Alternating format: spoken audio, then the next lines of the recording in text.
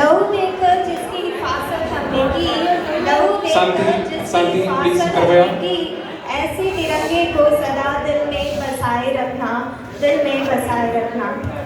परम सम्मानीय अतिथिगण, मिलन परिवार के सभी सदस्यों का मैं रोशनी सुराना इस स्वतंत्र दिवस के उपलक्ष्य में आप सबका हार्दिक अभिनंदन करती हूँ और तहे दिल से शुक्रिया अदा करती हूँ अपनी मिलन परिवार का, जिन्होंने मुझे आज इस आज़ादी के महोत्सव में आप सबके समक्ष विचार अभिव्यक्त करने का अवसर प्रदान किया।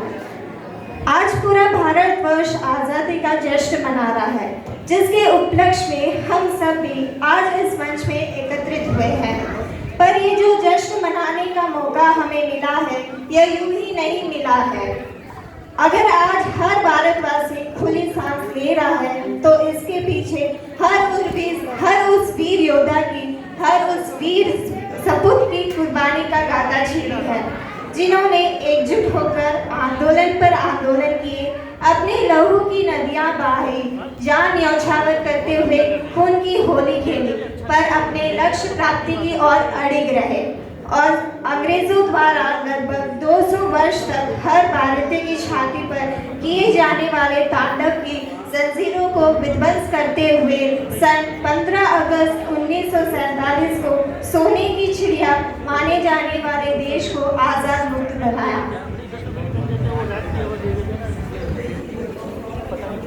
इनके बलिदान, त्याग, देश के प्रति मर मिटने के जज्बे को किसी ने शब्दों में खूब लिखा है। मैं जिनमें से कुछ पंक्तियां आपके आगे प्रस्तुत करने जा रही हूँ। क्या समझोगे तुम इस युग में कि प्राण गंवाने का डर क्या था?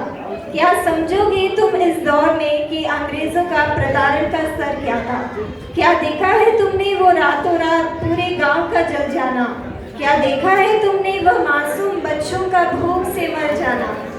कहने को तो धरती अपनी थी, कहने को तो धरती अपनी थी, पर भोजन का ना एक निवाला था, पर भोजन का ना एक निवाला था। धूप तो उगता था हर दिन, धूप तो उगता था हर दिन, पर घर घर में अंधियारा था, पर घर घर में अंधियारा था। बैसाखी का पर्व मनाने घर घर से दीपक निकले थे, बैसाखी का पर्व मनाने घर घर से दीपक निकले थे, लौट न पाए अपने घर को जो देश बचाने निकले थे, जो देश बचाने निकले थे।